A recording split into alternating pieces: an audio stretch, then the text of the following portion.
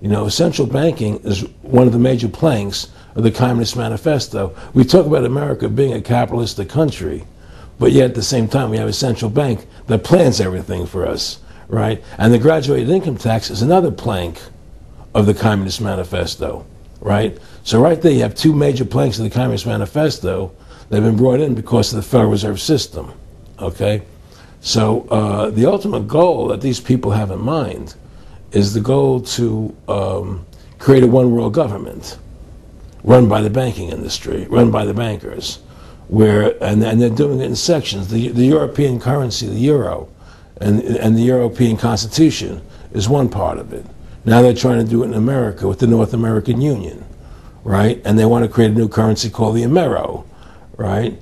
And the whole agenda is to create a one-world government where everybody has an RFID chip implanted in them.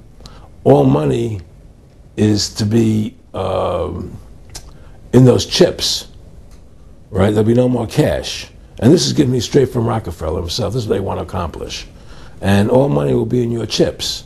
And so instead of having cash, anytime you have money in your chip, they can take out whatever they want to take out whenever they want to.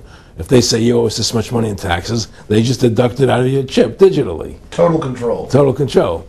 And if you're like me or you, and you're protesting what they're doing, they can just turn off your chip. And you have nothing. You can't buy food. You can't do anything. It's total control of the people. And that chip's connected to a database that has your purchasing records, what you do, what you sell. Everything is in there, you know? And so they want a one-world government controlled by them, everybody being chipped, all your money in those chips, and they control the chips, and they control people, and you become a slave. You become a serf to these people. That's their goal. That's their intentions. Eric, can you be specific about when you met Rockefeller, how it happened in these discussions?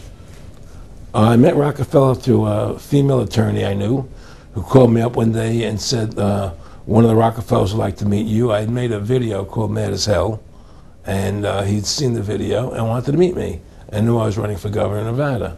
So sure, I'd love to meet him. And I met him and I liked him, and he was a very, very smart man. And we used to talk and share ideas and thoughts. And he's the one who told me 11 months before 9/11 ever happened that there was going to be an event. Never told him what the event was going to be, but there was going to be an event. And out of that event, we were going to invade Afghanistan to run pipelines from the Caspian Sea. We were going to invade Iraq, you know, to take over the oil fields, establish a base in the Middle East, and make it all part of the New World Order. And we'd go after Chavez in Venezuela. And sure enough, later, 9/11 happened. And I remember he was telling me how how you're going to see soldiers looking in caves for people in Afghanistan and Pakistan and all these places. And there's going to be this war on terror, which is no real enemy. And the whole thing is a giant hoax, you know, but it's a way for the government to take over the American people. He told you it was going to be a hoax. Oh, yeah. Oh, yeah. There's no question. He says, there's going to be war on terror. And he's laughing. There's no... Who are we fighting? I mean, why do you think 9/11 happened and then nothing's happened since then? Do you think that our security is so great here that these people who pulled off 9/11, who were able to, can't knock down another plane? Come on, it's ridiculous.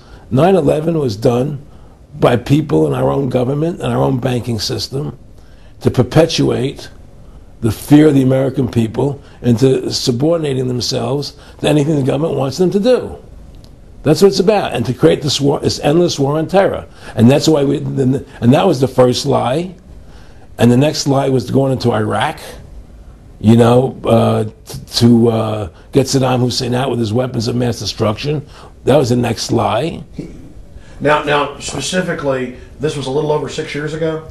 This was 11 months before 9/11. Yeah. And Nick Rockefeller, who's a lawyer, he's become your friend over the previous years, and he's saying to you that there's going to be this big event, and then out of that we're going to have a war on terror, and it's just going to go on and on. Right.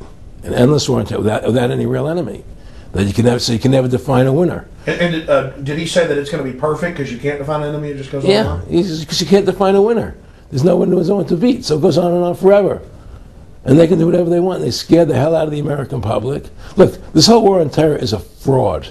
It's a farce. It's very difficult to say it out loud because people are intimidated against saying it. Because if you say it, they want to make you into a nutcase. But the truth has to come out. That's why I'm doing this interview.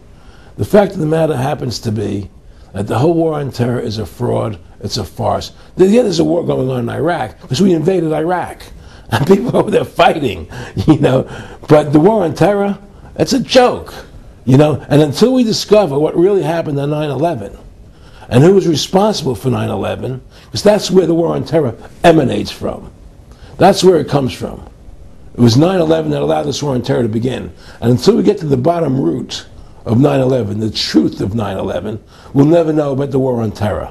Aaron, you said that he was, and I think it's important, and I know this about the Rockefellers from Dr. Dennis Cuddy and many others who literally, you'll be 20 years old in a lunch line at college, and no, there's David Rockefeller. And here's your, I mean, they're experts at recruiting and getting what they call players, and that clearly he was, I mean, I want to make it specific and just get you to reiterate what you said last night about you got 30% of the vote, you were having an effect, you made mad as hell, they knew that you'd started the Constitution Party, they knew that you were somebody who was taking action and getting things done, you'd already made some big films, had a lot of other successes, right. So they were trying to recruit you, and didn't it come down to the point of, hey, we are here to recruit you, and don't worry, your chip's going to say, don't mess with us, you know, this guy's don't touch. Yeah, yes, that did happen. I was definitely being recruited. But it's more subtle than that. Well, in your words, just go through the process, and then what he said. Well, what it is remember we were friends, and we used to go to my house a lot. We'd have dinner, we'd talk, and he'd tell me about business investments, how you get involved in, you know, or they would help me with this business investment or that business investment. And was I interested in joining the Council on Foreign Relations? You know, I would have to get a letter to join them, but was I interested in that? And you know, just stuff, you know, leading you on. And I used to say to him that I never really did that because that wasn't where I was coming from. You know, as much as I like you, Nick, you know, your ways and my ways we're on the opposite side of the fence. You know, I don't believe in enslaving people. You know, and he would come back with, "Oh, I do." Or? Well, it would be more like it's better for them. Well, it's more like, you know, how do I put it? It was like, what do you care about them? What do you care about those people? What difference does it make to you? Take care of your own life. Do the best you can for you and your family.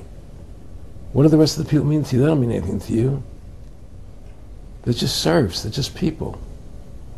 You know, it was just a lack of caring, you know, and that's just not who I was. It was just sort of like cold, you know. It was just like cold, you know. And I used to say to him, what's the point of all this?